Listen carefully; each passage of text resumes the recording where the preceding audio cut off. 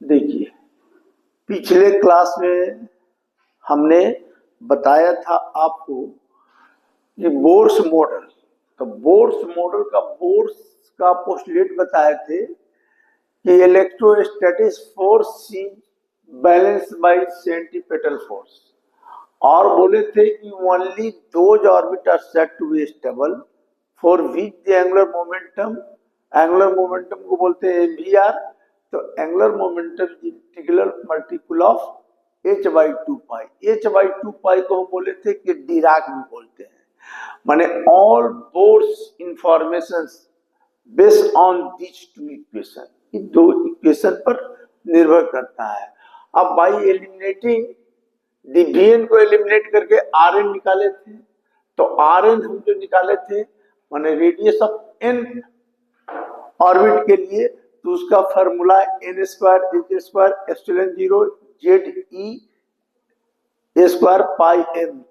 Z atomic number हो गया, ई electronic charge हो गया, एप्सिलॉन क्या है, परमिटिविटी है, एच प्लैंक कांस्टेंट है, ई क्वांटम नंबर है, और m मास ऑफ इलेक्ट्रॉन है। तो हमने रेडियस भी निकाला था। तो रेडियस हमको आया था, आपको मान लीजिए कि Rn equal to n square, और सब कैलकुलेट किए थे इतना एंगस्ट्रम आया था। एक के लिए हाइड्रोजन एटम के लिए लोगे nth फर्स्ट ऑर्बिट के लिए तो आएगा इतना, फर्स्ट ऑर्बिट में जो रेडियस रहेगा इतना आएगा, सेकंड ऑर्बिट में रहेगा तो दूसरे ऑर्बिट में तो n का वैल्यू क्या हो जाएगा 2, तो स्क्वायर कर दोगे तो कितना हो जाएगा 4 इंटू 0.53 एंगस्ट्रम। और अगर मीटर में लिखना है तो एक एंगस्ट्रम बराबर होता है 10⁻⁻10 मीटर। तो हम रेडियस निकाल दिए थे, उसी तरह वेलोसिटी भी निकाल दिए थे। लेकिन आज हम कैलकुलेट करेंगे कि एनर्जी ऑफ रिवॉल्विंग इलेक्ट्रॉन। अगर इलेक्ट्रॉन, तो इलेक्ट्रॉन कहाँ रिवॉल्व करता है, तो आउटर मोस्ट ऑर्बिट में रिवॉल्व करता है। तो उसका हम एनर्जी निकालना चाहते हैं। तो उसमें जब रिवॉल्व करेगा तो दो तरह का एनर्जी होगा कोई भी। तो टोटल एनर्जी क्या हो जाएगा, मतलब potential energy plus kinetic energy. तो हम एनर्जी ऑफ रिवॉल्विंग इलेक्ट्रॉन को हम लिखेंगे टोटल एनर्जी बराबर हो जाएगा potential energy plus kinetic energy.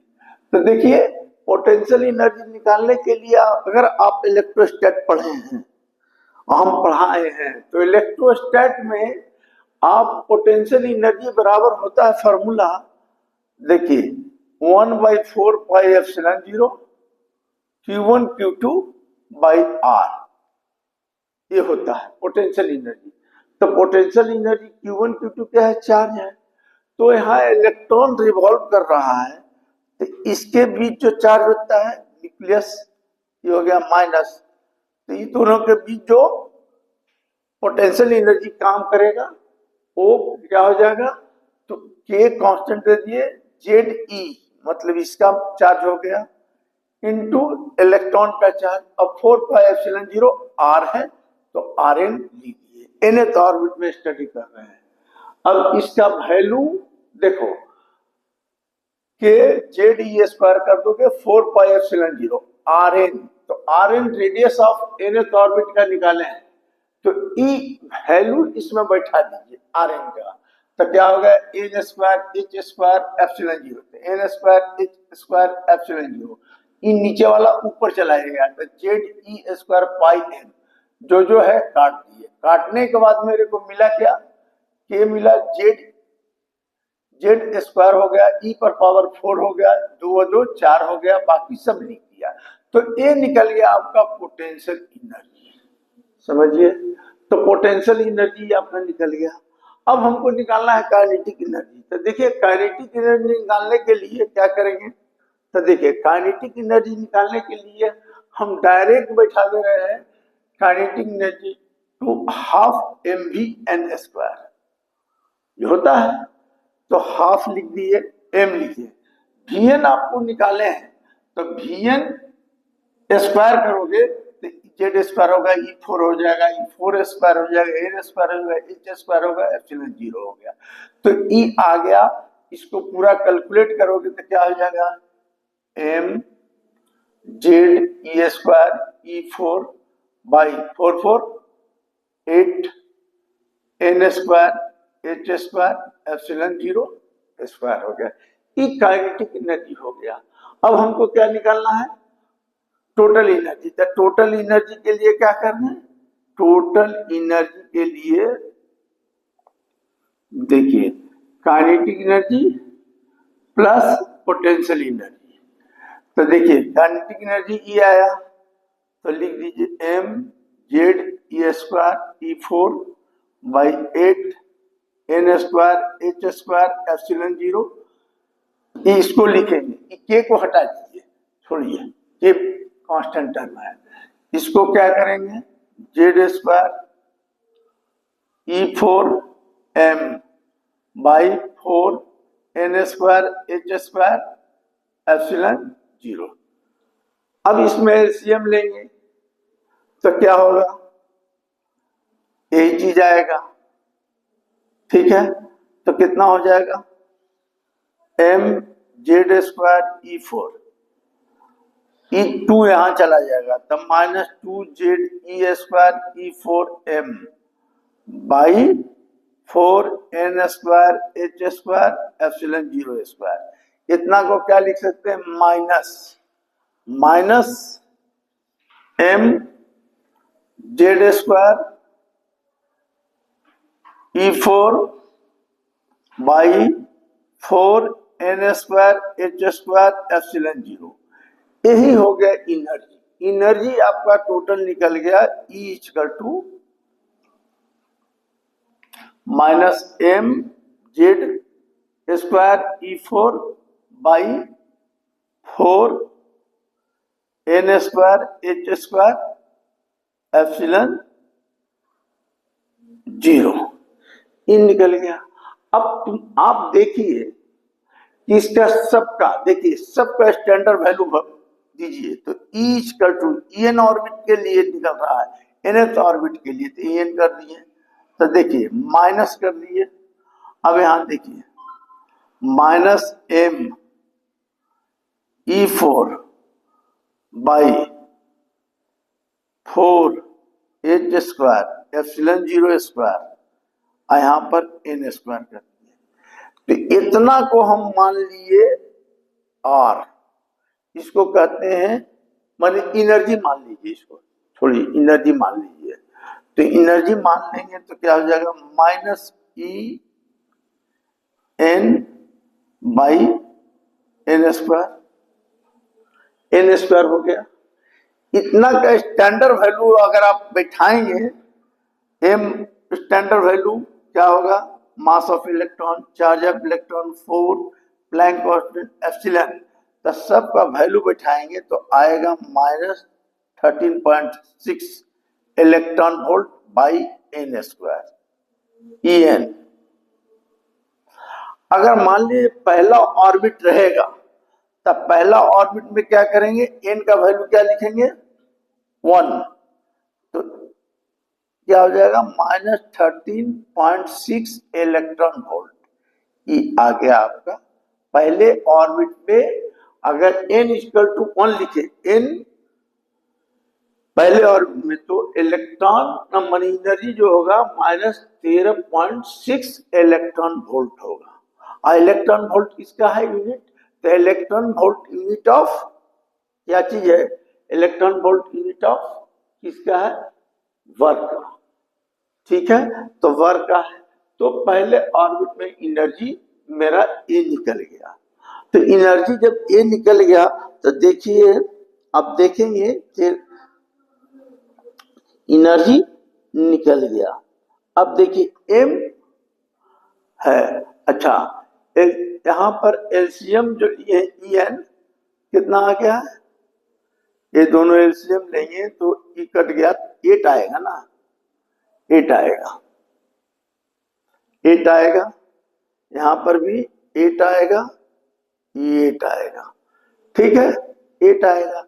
अब देखिए यहां पर क्या करते हैं कि 8 आया तो m e पर पावर 4 8 h स्क्वायर एप्सिलॉन 0, इसको हम लोग मानते हैं r क्यों मानते हैं? उसको हम लोग बोलते हैं रीडबर्ग कांस्टेंट। देखिए रीडबर्ग कांस्टेंट, इसको हम लोग बोलते हैं रीडबर्ग कांस्टेंट, याद रखिएगा रीडबर्ग कांस्टेंट। इसका वैल्यू फिक्स रहता है, इसका वैल्यू भी फिक्स रहता है। सबका स्टैंडर्ड वैल्यू बैठाइएगा तो इसका वैल्यू आता है 1.09 इंटू 10⁹ होता है। और यूनिट तो बैठा दे सकते हैं, यूनिट में इसका होता है पर मीटर, रीडबर्ग कांस्टेंट पर मीटर। तो ई हो गया आपका। तो अब हम लिख सकते हैं, इसको कैसे लिख सकते हैं? तो एनर्जी के लिए फार्मूला आपको ये वाला याद रखना पड़ेगा, एनर्जी के लिए। वेलोसिटी के लिए ये याद रखना पड़ेगा, ये निकालना पड़ेगा रेडियस के लिए। अब एनर्जी निकल गया तो अब आता है इसमें, अच्छा ये रीडबर्ग भी बता दिए हैं। अब आता है आयोनाइजेशन एनर्जी। तो आयोनाइजेशन एनर्जी क्या होगा? तो देखिए इसको, अब देखिए इस निकालने के लिए परीक्षा में बहुत आता है, इसलिए आप लोग फॉर्मूला दिमाग में रखिए, बाकी सब हम मिटाते हैं। देखिए अब रहा क्या, देखिए अब कहता है क्या, ये अब कहता है आयोनाइजेशन एनर्जी। तो आयोनाइजेशन एनर्जी निकालना है, आयोनाइजेशन एनर्जी। तो क्या होगा? अगर एनर्जी अगर एस्केप करता है, जंप करता है, मान लीजिए कोई भी स्टेट से अगर इनफाइनाइट तक, समझे, तो उसको बोलते हैं आयोनाइजेशन एनर्जी। याद रखिएगा, मतलब मिनिमम एनर्जी। देखिए minimum amount of energy which is supplied to atom from ground state to ground state. मतलब देखिए मिनिमम एनर्जी लिख देते हैं। देखिए आयोनाइजेशन एनर्जी क्या होता है? तो minimum energy required to supplied in ground state to infinite.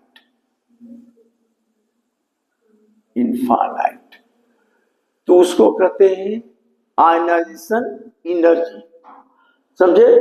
तो इसको हम लोग क्या लिखेंगे, कैसे लिखेंगे? तो ई इक्वल टू लिखेंगे। देखिए इनफाइनाइट, ई एन, इनफाइनाइट का मतलब क्या हो गया? इनफाइनाइट का मतलब 0। और ई एन वाला कितना लिखेंगे एनर्जी? तो ई एन वाला एनर्जी इतना लिखेंगे, तो minus M Z square E4 by 8 N square H square epsilon 0। अब ये माइनस माइनस क्या हो गया? प्लस, इनफाइनाइट गया तो आयोनाइजेशन एनर्जी निकालना था, माइनस माइनस क्या हो गया? प्लस। तो M Z square E4 by 8 N square H square epsilon 0। ठीक है, तो ये मेरा निकल गया आयोनाइजेशन एनर्जी। ठीक है, तो आयोनाइजेशन एनर्जी निकल गया। अब आप बताइए कि अगर इसमें भी अगर आपको कैलकुलेट करना हो n का वैल्यू फॉर हाइड्रोजन एटम के लिए लिख देंगे। अच्छा रीडबर्ग कांस्टेंट कौन कौन है? तो देखिए m e पर पावर 4 8 n स्क्वायर नहीं n square h square epsilon 0। तो इसको हम लोग बोल दिए रीडवर्क कांस्टेंट। बगल में क्या कर दिए, रीडवर्क कांस्टेंट कर दिए, ये हो गया इतना। आज इसको लिख दिए Z square by N square होगा। बोलिए इतना आया, इतना आएगा। इतना का वैल्यू कितना लिखे, EN। तो ये तो आ गया आपका प्लस वैल्यू, प्लस वैल्यू आ गया। तो प्लस वैल्यू आप जानते हैं कि प्लस वैल्यू कितना हो जाएगा, इसका पूरा वैल्यू जो लिखेंगे तो इसका वैल्यू लिखेंगे 13, कितना आया था 13.6 Z square by N square. ये आ गया आयनाइजेशन। अगर हाइड्रोजन के लिए लेना होगा तो कितना हो जाएगा एटॉमिक नंबर 1 और फर्स्ट ऑर्बिट के लिए 1, तो कितना हो जाएगा एनर्जी 13.6 इलेक्ट्रॉन वोल्ट। तो याद रखिए आयनाइजेशन एनर्जी निकल गया। तो आयनाइजेशन एनर्जी निकलने के बाद कोई बोलेगा कि आयनाइजेशन पोटेंशियल निकालिए। तो आयनाइजेशन पोटेंशियल निकालिए। तो आप उसमें भी इलेक्ट्रोस्टैट में पढ़े हैं कि एनर्जी इक्वल टू का होता है, वर्क बराबर का होता है E इंटू V। W बराबर क्यू भी पढ़े हैं ना, W बराबर क्यू भी, क्यू की जगह E लिख दिए, V लिख दिए, आई वर्क की जगह एनर्जी। तो देखिए एनर्जी हो गया वर्क की जगह, तो हम इसको V बराबर क्या लिखें, E बाई E। तो E क्या हो गया, ये हो गया आयनाइजेशन पोटेंशियल। तो E कितना आया, तो E कितना आया देखिए। तो E आपको अभी हम वैल्यू लाए हैं ये वाला, तो 13.6 into Z square by N square into E। तो आयनाइजेशन पोटेंशियल इतना आ गया। अगर मान लो फर्स्ट ऑर्बिट के लिए लोगे तो ये सब वैल्यू इतना आ गया, तब V बराबर क्या हो जाएगा 13.6 electron volt by E। E का वैल्यू क्या होता है, E का भी वैल्यू आप जानते हैं, E का वैल्यू -1.9 टू 10⁻19 कूलम। तो E आपका निकल गया आयनाइजेशन पोटेंशियल। भी होगा आयनाइजेशन पोटेंशियल निकाला होगा, नहीं निकाला है तो निकाल लो। E समझ गए। अब आता है कि ट्रांसमिशन। देखिए इसमें ध्यान देने वाला चीज क्या क्या है। अब कहता है ट्रांसमिशन। जो ट्रांसमिशन होगा यानी ट्रांजिशन होगा, अब माने ट्रांजिशन ऑफ इलेक्ट्रॉन होगा फ्रॉम वन एनर्जी लेवल से दूसरे एनर्जी लेवल में जाएगा। मतलब देखिए 3 गो लॉ बताए थे बोर का, 4। पहला कि इलेक्ट्रॉन रिवॉल्व करेगा इन सर्टेन सिलेक्टेड ऑर्बिट में, ठीक है। फिर बोले थे कि electrostatic force is balance by centripetal force. फिर बोले थे कि only those orbit are said to be stable for which the angular momentum is integral. और फिर इलेक्ट्रॉन जो जंप करेगा माने ट्रांजिशन जो होगा, इलेक्ट्रॉन जंप करेगा one energy state to other energy state in the form of quanta. तो quanta का मतलब हम ये बताए थे कि E2 माइनस E1 बराबर क्या होगा h म्यू। समझे, तो ये होगा।